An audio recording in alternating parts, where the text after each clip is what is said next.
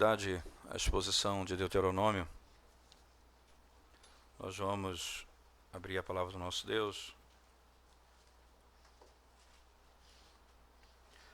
no livro de Deuteronômio, capítulo 14.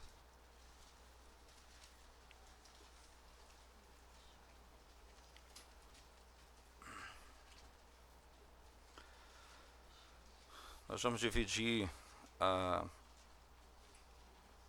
sessão em duas partes. Nós vamos ler do verso 1 até o 21.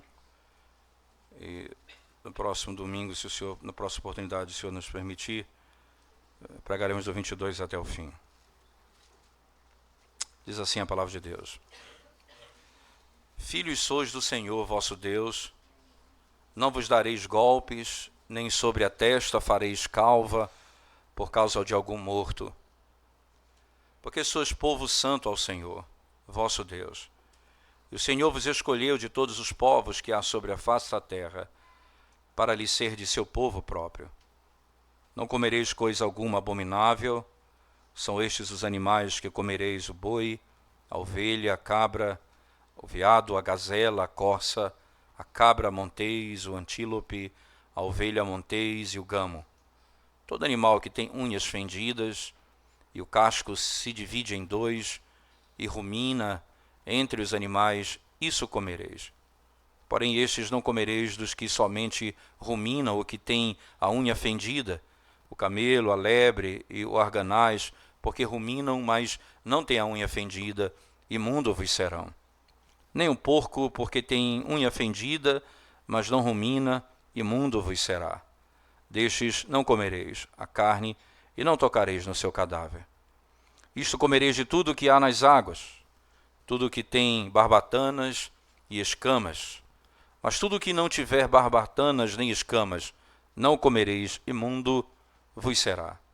Toda ave limpa comereis, estas, porém, são as que não comereis: a águia, o quebrantoso, a águia marinha, o açor, o falcão e o milhano, segundo a sua espécie. E todo corvo, segundo a sua espécie. O avestruz, a coruja, a gaivota e o gavião, segundo a sua espécie. O mocho, a ibis, a gralha, o pelicano, o abutre, o corvo marinho, a cegonha e a garça, segundo a sua espécie. E a polpa e o morcego. Também todo inseto que voa vos será imundo, não se comerá. Toda ave limpa comereis, não comereis nenhum animal que morreu por si, podereis dá-lo ao estrangeiro que está dentro da tua cidade, para que o coma, ou vendê-lo ao estranho. Porquanto sois povo santo ao Senhor, vosso Deus. Não cozerás o cabrito no leite da sua própria mãe. Vamos à presença de Deus em oração. Mais uma vez, irmãos, oremos. Senhor nosso, nós mais uma vez bendizemos o teu santo nome, porque recebemos do Senhor a graça de termos nas nossas mãos a tua revelação, tua palavra. E podemos ouvir a tua voz, como o povo da antiga aliança ouviu a tua voz, pelo Espírito que nos foi dado. E por isso clamamos ao Senhor que venha desvendar nessa manhã os nossos olhos, para podermos, ó Deus, compreender as maravilhas da tua palavra. Pedimos isso em nome de Jesus, nosso Senhor. Amém.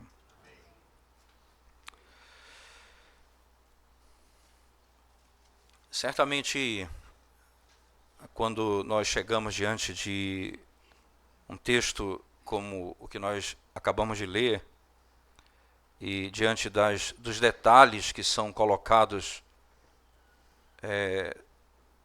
daquilo que é proibido, daquilo que é ordenado pelo Senhor, então surgem algumas dúvidas no nosso coração, não é? Será que essas leis, essas regras, essas dietas que são ordenadas no texto, elas permanecem válidas à igreja hoje?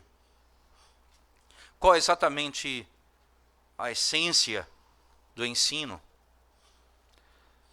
Isso nos faz entender, desde cedo, então, na revelação bíblica, que o Senhor vai usar as coisas próprias do momento, terrenas, finitas, para descrever coisas eternas, infinitas e gloriosas. É próprio do modelo da revelação. O Senhor faz isso em todo e qualquer lugar da Escritura, seja numa linguagem tão complexa quanto essa, ou a linguagem mais simples, quando ele chega diante dos fariseus e diz exatamente a eles: vocês purificam o exterior, mas o coração está sujo. Não é o que entra que contamina, mas o que sai é o que contamina. Então, nós somos colocados diante da exposição clara da parte de Cristo, que aqueles aspectos externos apontavam para verdades mais gloriosas, que então nós não podíamos compreender. O Senhor então utiliza a impureza externa para falar da impureza interna. Então o Senhor utiliza de uma dieta alimentar para falar de uma distinção daqueles que pertencem a Deus e os que não pertencem a Deus, que é muito mais profunda do que simplesmente comer o animal com unhas fendidas ou não. Mas naquele momento, pedagogicamente, dentro da revelação, é importante esclarecer tais detalhes. Nós estamos diante de um Deus sábio, que se revela na história de maneira progressiva. Cada nova etapa da revelação lança luz sobre a revelação anterior, orgânica, porque não deveria produzir confiança no coração daqueles o fato deles serem homens e mulheres que simplesmente não comiam determinado alimento e por isso eles poderiam dizer: nós somos mais santos do que os outros. Porque tantas vezes o Senhor vai ter que lidar com o coração deles, apesar daquilo que faziam externamente. Não é à toa que o Senhor então vai dizer em outros momentos: eu não suporto mais o som das vossas harpas, das vossas liras. Eu não suporto mais. Tira da minha presença. Antes flua no vosso meio a verdade e a justiça como rio perene. Muitas vezes o Senhor vai dizer: pare com essas questões externas. Seu coração está longe de mim. O texto que nós acabamos de ler na sessão, eu fiz questão de dividir com a segunda etapa, no verso 22 em diante, porque vai ser também uma marca daqueles que servem a Deus, a maneira como lidam com o recurso, com a finança, com o dinheiro. E nós vamos tratar isso em outro momento.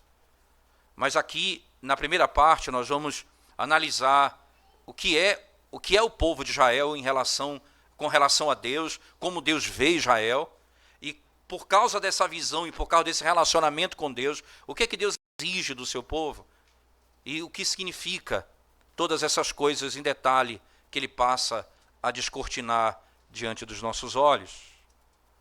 Primeira coisa importante, irmãos, o Senhor, na primeira etapa, passa a dignificá-lo. Se você olhar num texto comigo, mais uma vez, você vai ver que o Senhor declaradamente afirma isso a eles. Quem são vocês? Quem é esse povo que eu estou falando aqui agora? Escute bem o que diz a palavra do próprio Senhor.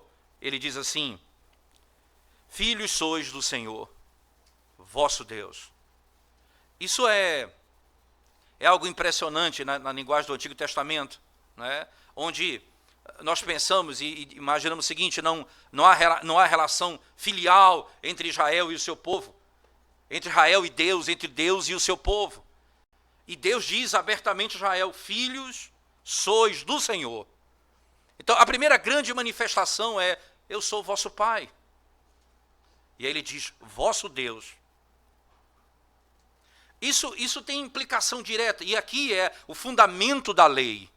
O Senhor em outro momento disse: Israel, ouve Israel, o Senhor teu Deus é o único Senhor. E qual a implicação disso? Amarás o Senhor teu Deus de todo o teu coração, toda a tua alma, de toda a tua mente, de toda a tua força. Porque Deus é o único Senhor. Aqui ele diz: ora, filhos sois do Senhor, vosso Deus, não vos dareis golpes. Que linguagem interessante.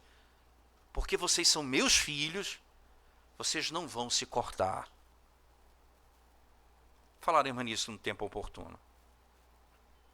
Primeira grande verdade descrita pelo Senhor nesse texto é: vocês são meus filhos.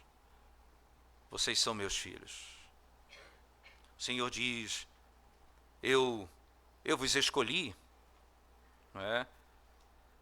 Na primeira expressão, vocês são meus filhos, filho do Senhor.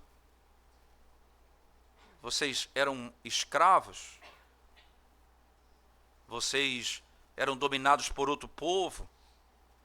Vocês não tinham família.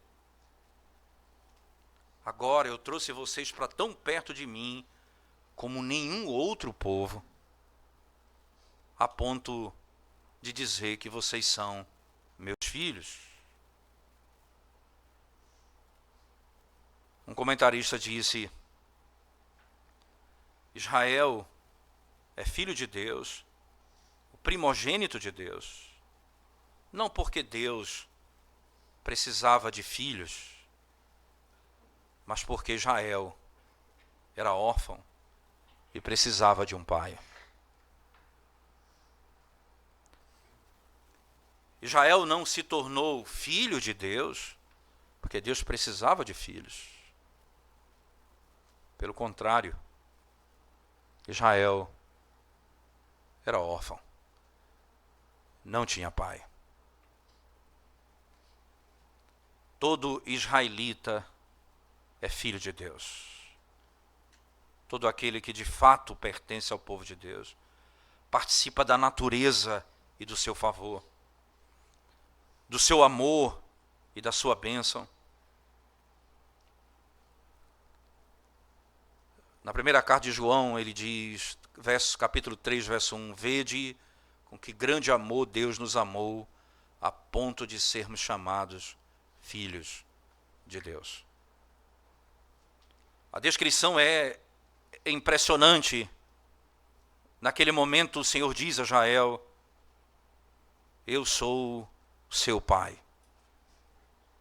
Vocês são meus filhos. Mas o outro aspecto interessante, não é que ele vai dizer ainda: o Senhor te escolheu. Volte lá comigo para o texto, por favor. Essa é a segunda, é o outro aspecto interessante. No verso 2 ele diz: porque sois povo santo ao Senhor vosso Deus, e o Senhor vos escolheu de todos os povos. Eu vou pegar esse segundo ponto. E o Senhor vos escolheu de todos os povos. Perceba, vocês são meus filhos e vocês são meus escolhidos. Eu escolhi vocês. Impressionante a linguagem utilizada aqui, porque sendo a linguagem própria utilizada no texto como filhos de Deus, não é? Eles são chamados filhos e são escolhidos entre as nações, entre os homens da terra, como a Escritura tão claramente nos ensina.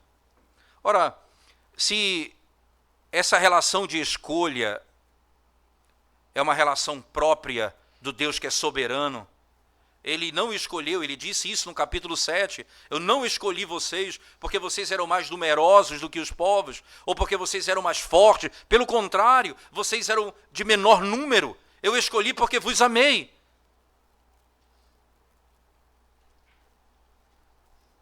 O Senhor não impõe simplesmente a sua lei ao povo, ele poderia fazê-lo, mas ele está dizendo, vocês são meus filhos, Eu escolhi vocês dentre os povos da terra. E não porque vocês teriam força para fazer, nem teriam poder para cumprir minha vontade, nem seriam capazes para isso. Eu escolhi porque eu vos amei. Eu vou fazer de vocês um povo próximo.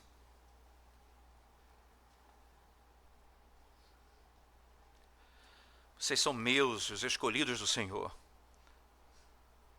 Interessante que no mesmo livro de Deuteronômio, ele vai dizer, vocês não vão entrar na terra por justiça própria, mas por causa da minha misericórdia. Não é por seu próprio mérito, não porque eu vi alguma boa obra em você, mas porque em vocês eu vou mostrar o poder da graça, que é capaz de fazer de homens mortos, vivos, que guardam e amam a minha lei. É em vocês que eu vou mostrar isso. Vocês são meus filhos, vocês são meus eleitos. Mas ele diz ainda mais, irmãos, ele diz, e isso é para a santificação. Veja o texto diz no verso 2, tu és povo santo, separado por Deus. Você é devotado ao serviço dele. Você foi criado para louvor da sua glória. Você é governado por sua santa lei. Você está debaixo e dentro do seu santo tabernáculo. E você está submisso às leis ordenadas pelo Senhor. O povo de Deus, irmãos, está debaixo da maior de todas as obrigações para ser santo. E se eles são santos, eles devem isso à graça de Deus, que os fez santo. O Senhor os separou do mundo. O Senhor os qualificou para o seu serviço. E o Senhor tem alegria neles.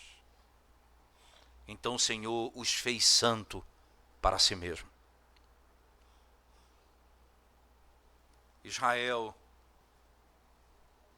tu és meu filho, escolhido por mim para ser santo. Para ser santo. Essa é a linguagem do Antigo Testamento que encontra a verdade plena no Novo Testamento, quando lá na carta aos Efésios, Paulo vai dizer isso, que ele nos escolheu em Cristo, antes da fundação do mundo, para sermos santos e irrepreensíveis. Veja, ele não nos escolheu, veja, a escolha é separado, já foi separado por ele, para quê? Para sermos santos. Ele não nos escolheu porque viu em nós alguma santidade, porque viu em nós alguma bondade, porque viu em nós alguma justiça própria. Ele nos escolheu para sermos santos. Ele nos escolheu para que a justiça do seu Filho fosse debitada ou colocada na nossa conta. Ele nos escolheu para que a sua graça fosse manifestada a nós. Ele nos escolheu para que pudéssemos ser tirados dentre os povos da terra por favor dele e bondade dele. Ele nos separou do mundo. Ele diz, agora vocês têm que se separar do modo como vocês vivem desse mundo. Vocês são um povo singular. Você é singular. De todas as nações da terra, você foi quem eu escolhi. Agora veja, irmãos, não permitam superstição no vosso meio. Vocês são meus. Não permitam costumes pagãos no vosso meio. Vocês são meus. Não permitam costume idólatra no vosso meio. Não se faça como eles. Não se ponha no nível deles. Vocês são meu povo, vocês são meus filhos. E eu os separei.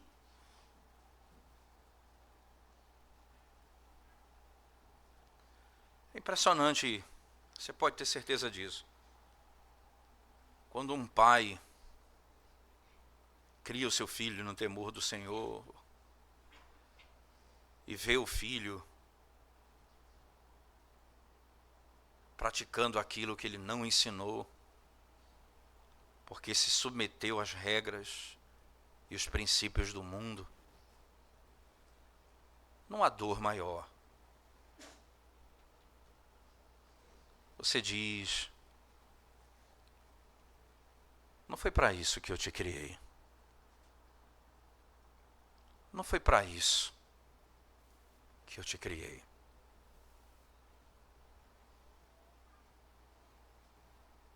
Ser filho de Deus, ser eleito de Deus, requer viver no mundo de forma diferente.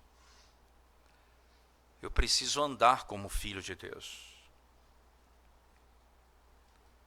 e fazer nada para que desgrace, usando o termo, ou ponha debaixo de maldição o relacionamento entre pai e filho.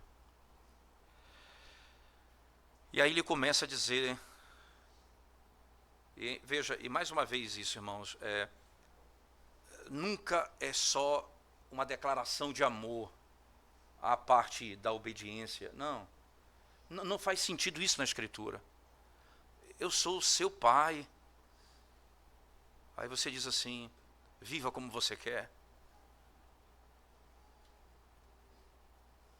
Hoje em dia a sociedade chegou num colapso tal que até o natural se tornou antinatural, a ponto de um pai dizer para o filho: faça o que você quiser fazer, seja o que você quiser ser. Isso não tem parâmetro na Escritura. Isso é um abismo sem fim, porque é próprio do pai dizer para o filho: esse é o caminho.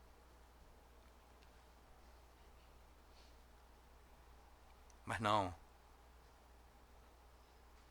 Deus vai dizer: vocês são meus filhos, então não pratiquem os costumes dos pagãos. Como, irmãos?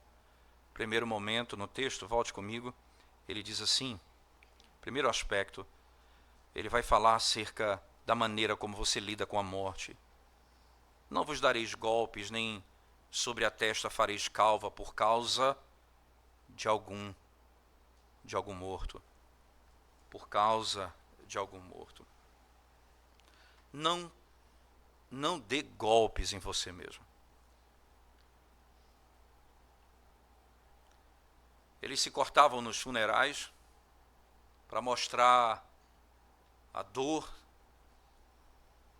O sangue era derramado para mostrar a sensação que ele sentia. Mas aquilo também era para adorar os seus próprios deuses, como o profeta Baal. Se você abrir a palavra de Deus comigo, por favor, na primeiro livro dos Reis, capítulo 18, verso 28, por favor. Primeiro livro dos Reis, capítulo 18, verso 28.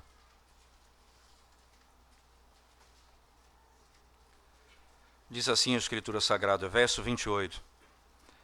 E eles clamavam em altas vozes e se retalhavam com facas e com lancetas, conforme ao seu costume, até derramarem sangue sobre si. E aqui, os profetas de Baal, esse era costume deles, se cortavam até derramar sangue, fazendo incisão na própria carne. Por si só é um crime sem desculpas. Deus já tinha colocado um sinal neles, a circuncisão. Eles não precisavam nenhuma outra marca no corpo para revelar a relação deles com o Senhor.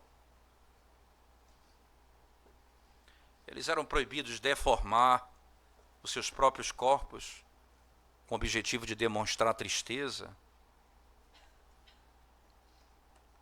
Imagine, irmãos, como filhos, Não use facas, não é assim que você ensina o seu filho desde cedo? Quando pequeno, você protege ele de usar faca, e o próprio Deus está dizendo, cuidado como você usa a sua faca.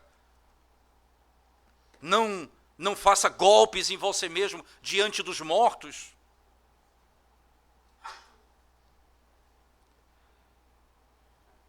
Dessa maneira, os nossos pais tiram as facas de nós para não nos cortarmos. Deus está dizendo, não se deem golpes por causa dos mortos. O corpo é do Senhor e tem de ser usado de acordo com a sua vontade. Eles são proibidos também, irmãos, de afligir o corpo e a mente com um sofrimento desordenado por causa da perda de alguém. Até porque, veja, irmãos, o apóstolo Paulo, na primeira carta aos Tessalonicenses, capítulo 4, verso 13, vai exatamente descrever que vocês não devem sofrer como quem não tem esperança. É óbvio que ali estava a esperança deles. Então perderam. Eles confiavam em ídolos, eles confiavam em pedra, eles confiavam em madeira. Eles perdiam alguém, não tinham onde depositar a esperança. Eles se cortavam com esse tal objetivo de ter paz na alma.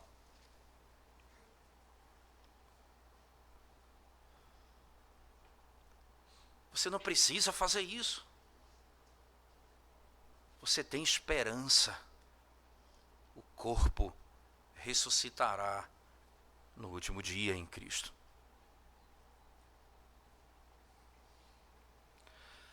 Um judeu, comentando esse texto, e aí é interessante a interpretação de um judeu desse texto, ele diz assim,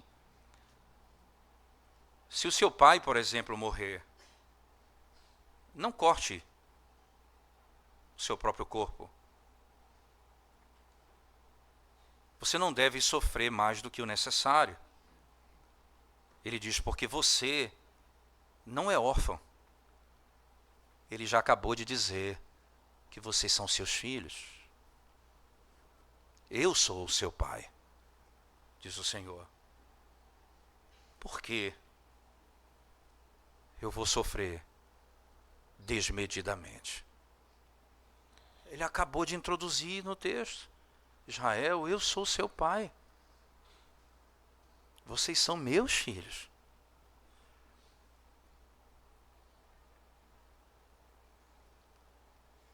Um Deus que está convosco, que vos protege, um pai amoroso.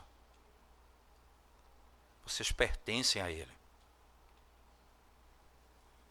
Mas o infiel, quando o seu pai morre, diz ainda o rabino, ele não tem pai que possa ajudá-lo na sua necessidade. Pois ele disse à pedra, meu pai.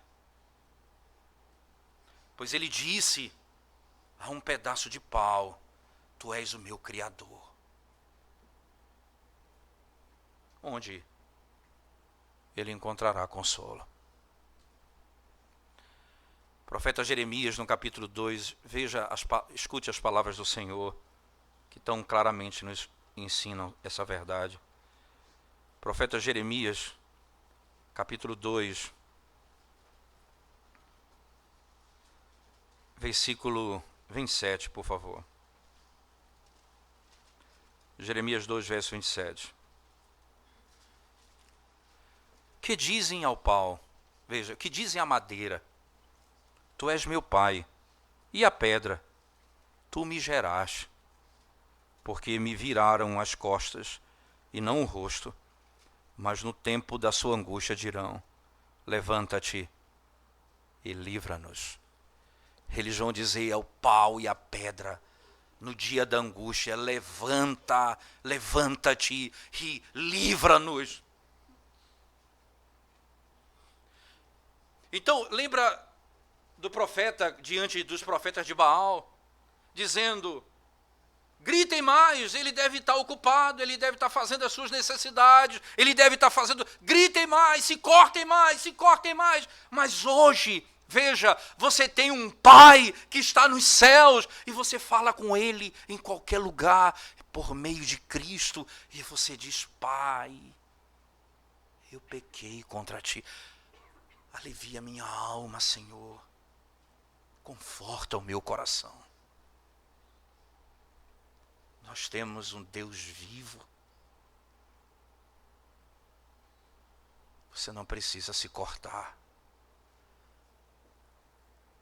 Você não precisa se marcar. Você não precisa gritar muito. O seu Pai está perto de você. E Ele lhe ouve. Primeira coisa que o Senhor diz: olha, vocês são meus filhos.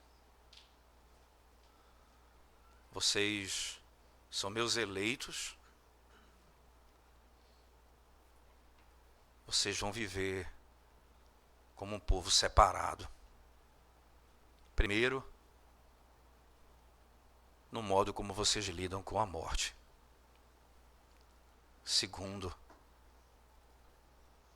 no trato com o alimento. É a segunda parte e última parte que nós trataremos hoje. Eles são singulares no modo em que devem comer. E o importante aqui, irmãos, é que os detalhes que passam a concorrer a partir dos versos que se seguem até o 21, lembre-se, a impureza, ela não está ligada necessariamente a alguma coisa que contamina o animal, porque Deus criou todas as coisas. Todas as coisas estão debaixo do governo e da bondade, da santidade de Deus. O Senhor, Ele vai estabelecer uma distinção importante, né?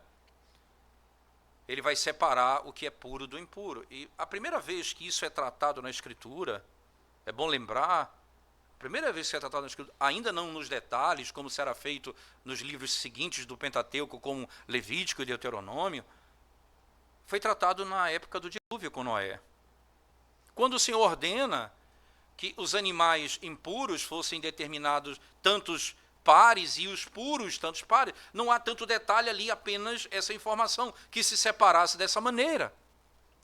Então, a primeira grande distinção, ela tá colocada simplesmente e fundamentalmente no que diz respeito ao sacrifício, o que era próprio para o sacrifício e o que era não próprio. Tanto é que o que era puro se pegava mais, porque eles iam ser oferecidos ao Senhor.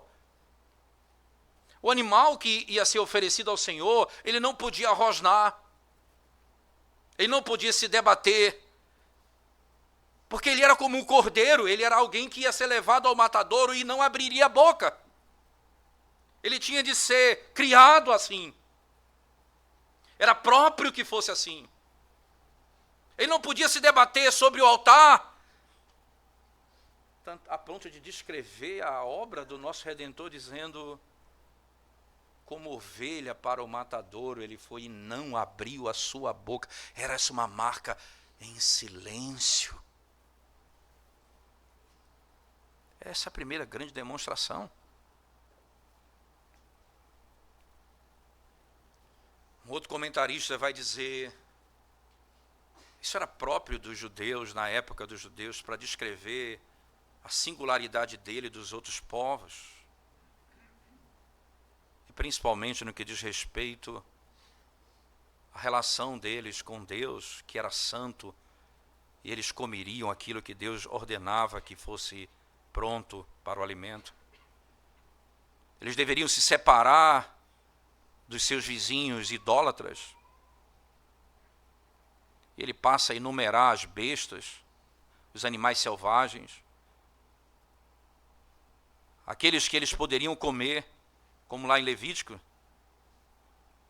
e que não haveria nenhuma razão para que eles se queixassem, não é, de não poder comer carne de porco, ou coelho, coisa dessa natureza, como está descrito no texto. Era para que eles entendessem, então, veja, Eles podiam comer de tudo menos disso. Foi assim no jardim do Éden, o Senhor ordenou a eles que comessem de tudo menos o fruto do conhecimento do bem e do mal. Isso é uma prova clara de que o Senhor tem domínio sobre o seu povo e é o bem, e para o bem dele ele o faz. Ele tem filhos para serem obedientes.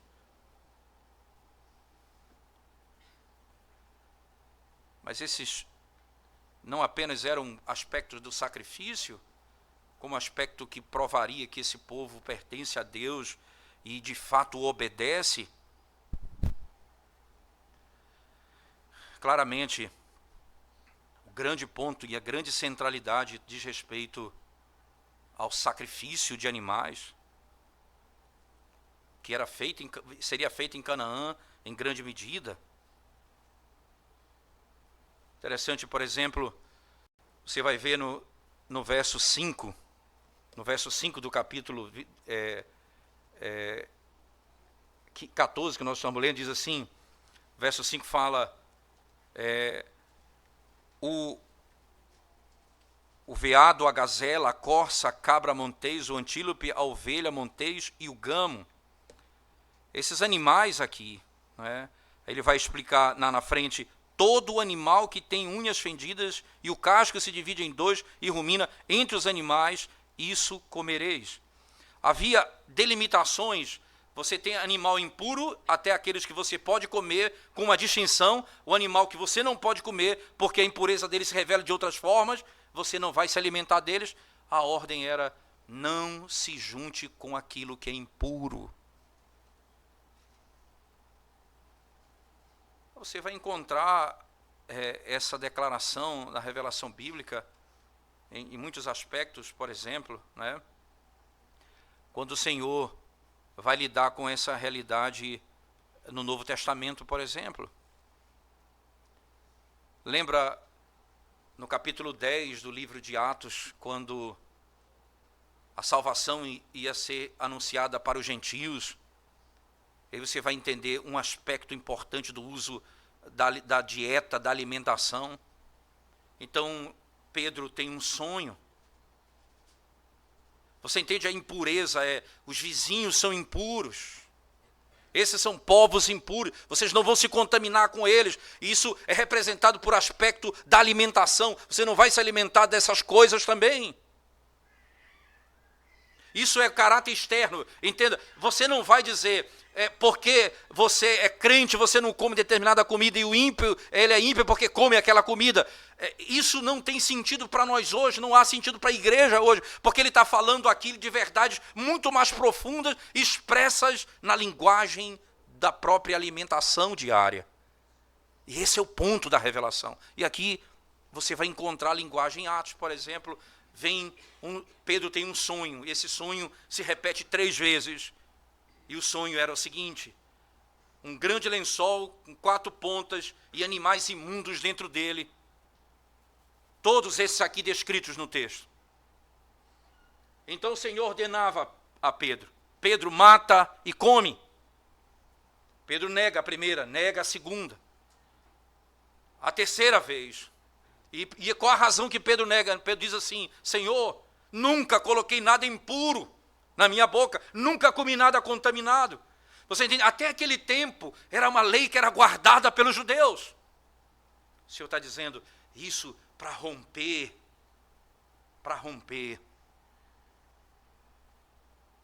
para mostrar a gravidade. Porque 3 vezes, principalmente no Antigo Testamento, quando um adjetivo é repetido 3 vezes, ou repetido 2 vezes, na língua hebraica é chamado de superlativo. Santo, santo, santo é o Senhor dos exércitos. Em outras palavras, santíssimo é o Senhor dos exércitos. Ele é santíssimo. 3 vezes. Então, Pedro nega Cristo 3 vezes para mostrar a gravidade do seu pecado. Cristo fala com ele 3 vezes, Pedro, tu me amas, Pedro, tu me amas, Pedro, tu me amas, para mostrar a profundidade do seu amor. Agora, 3 vezes ele tem o mesmo sonho. para mostrar a gravidade da ruptura, isto é, para que ele compreenda que o evangelho não pertence apenas aos judeus, mas também aos gentios. E aí ele diz, mata e come. Ele diz, Senhor, não. Não.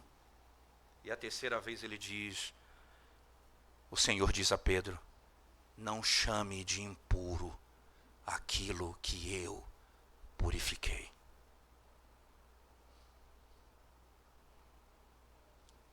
O relato de Pedro é extraordinário na sequência, quando ele chega à igreja e diz,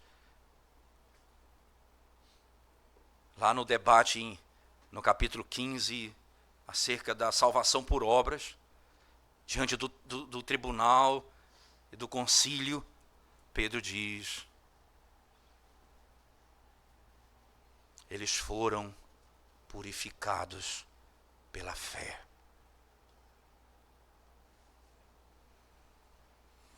Gente, não podemos negar a água do batismo, porque eles foram purificados pela fé.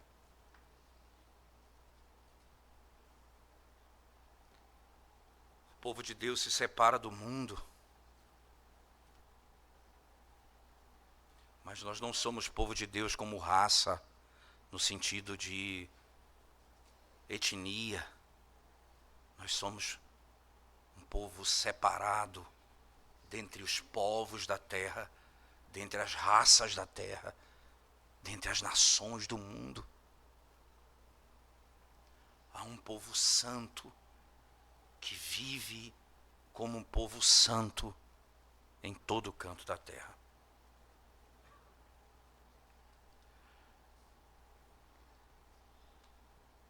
Eles precisam entender que essa é a lógica que Paulo vai estabelecer, e porque essa lógica permanece por todo o período da revelação. E eles têm de lidar isso com o Novo Testamento. No Novo Testamento, por exemplo, abra sua Bíblia comigo, por favor, na primeira carta de Paulo a Timóteo. Primeira carta de Paulo a Timóteo, por favor.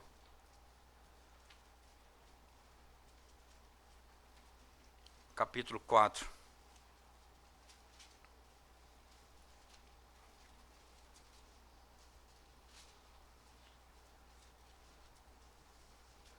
Primeira carta de Paulo a Timóteo, capítulo 4, verso 4. Diz assim a Escritura Sagrada. Porque toda criatura de Deus é boa, e não há nada que rejeitar, sendo recebido com ações de graça. Essa é a linguagem neotestamentária. Toda criatura é boa. Tudo que Deus nos dá é bom, sendo recebido com ações de graças. O princípio que vai nortear a igreja. Ora, a maneira como eles vão tratar a problemática estabelecida pelo próprio pecado aqui, nos ajuda a entender, por exemplo, que num dado momento Paulo vai falar que nós devemos nos separar do mundo, sim. Mas não pelo simples aspecto do alimento. Paulo vai dizer, por exemplo, na primeira carta dele aos Coríntios, no capítulo 10, que existe a mesa do Senhor e a mesa dos demônios. Aqui é separado pelo alimento. Aquele que comeu e bebeu do sangue e do corpo de Cristo, esse é povo de Deus. Aquele que não comeu e não bebeu do sangue de Cristo, esse não pertence ao povo de Deus. Esse é o alimento que separa. Esse é o único alimento que separa. Se nós recebemos a Cristo, isso nos faz distintos nesse caso. Um povo separado dessa forma, como a Escritura tão claramente nos ensina. Podemos ainda pensar em Romanos, no primeira carta de Paulo aos Coríntios, melhor dizendo, no capítulo 6, por favor. Abra sua Bíblia comigo. Primeira carta do apóstolo Paulo aos Coríntios ainda.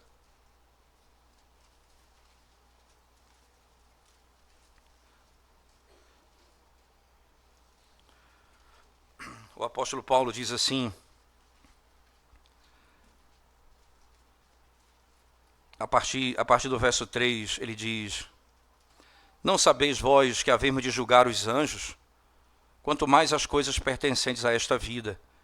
Então, se tiverdes negócios em juízo, pertencentes a esta vida, pondes para julgá-los os que são de menos estima na igreja?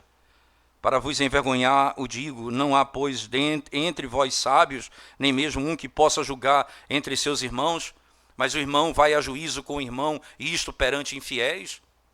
Esse é um aspecto que você deve evitar, que mostra a infidelidade. O segundo aspecto, na verdade, é já realmente uma falta entre vós, terdes demandas uns contra os outros, porque não sofreis antes a injustiça, porque não sofreis antes o dano, mas vós mesmos fazeis a injustiça e fazeis o dano, e isto aos irmãos. Não sabeis que os injustos não hão de herdar o reino de Deus?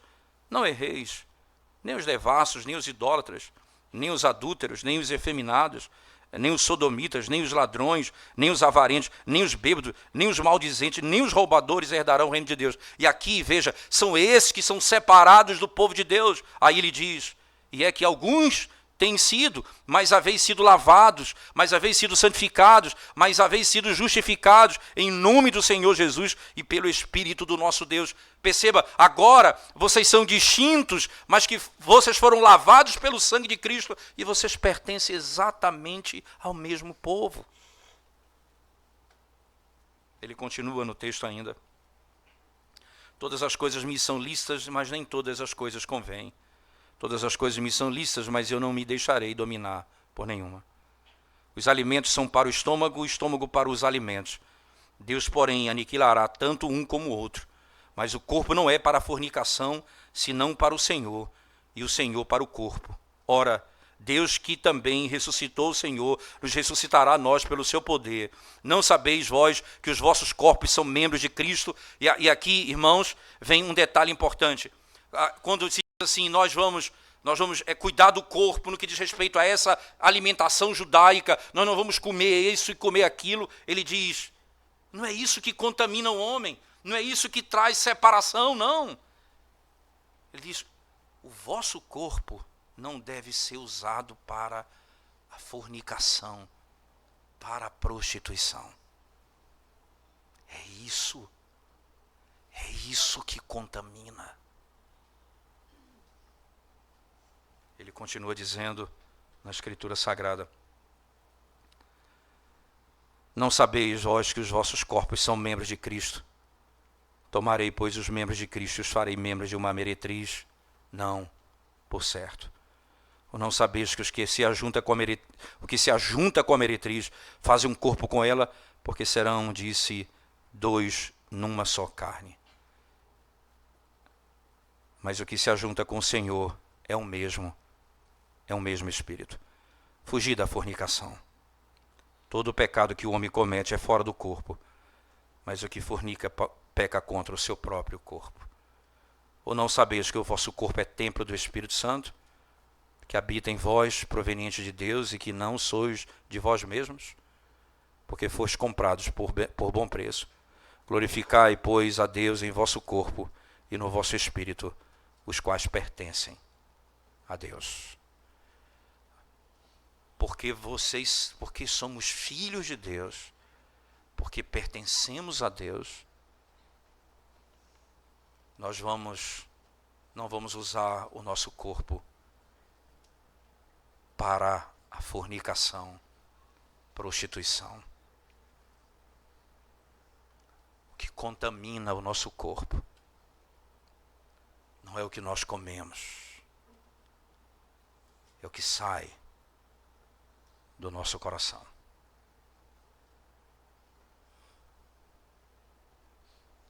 Os animais eram separados para descrever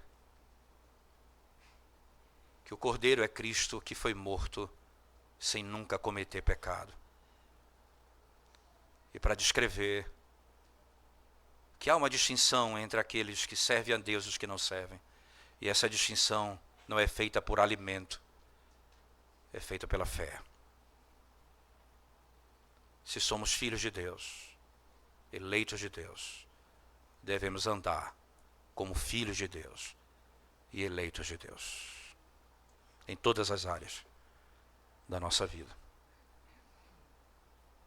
Que bom que toda essa ordem começa com a mais gloriosa de todas as declarações: eu sou o seu pai.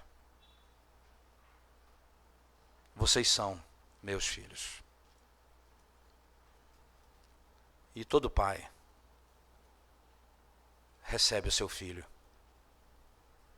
disciplina o seu filho, para ver formado nele o caráter de Deus. E o próprio Deus fará isso conosco. A esperança começa em sabermos quem somos, eleitos e filhos. Agora, o que devemos viver e como devemos viver é a marca dessa relação. Vamos orar ao Senhor mais uma vez.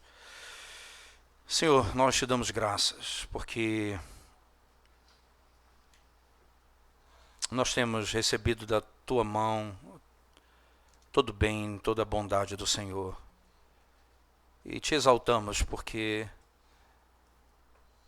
a maior de todas, ó Deus, como diz a própria carta de João, que grande amor o Senhor demonstrou para com o seu povo a ponto de sermos chamados filhos do Senhor. E de fato, Senhor Deus, nós somos teus filhos porque estamos em Cristo Jesus, nosso Redentor. E nele nós buscamos graça e força para vivermos segundo o teu padrão. Não vivendo debaixo de superstições do mundo, mas segundo a tua palavra, não segundo valores simplesmente externos, mas segundo o nosso coração, fazendo aquilo que de fato agrada ao Senhor. Nós somos um porque estamos em Ti. E o que nos une, Senhor Deus, o que nos une é maior do que todas as coisas que podem nos separar nessa terra. Porque estamos em Cristo Jesus, o nosso Senhor. E nele nós colocamos a nossa esperança. No nome dele nós oramos. Amém.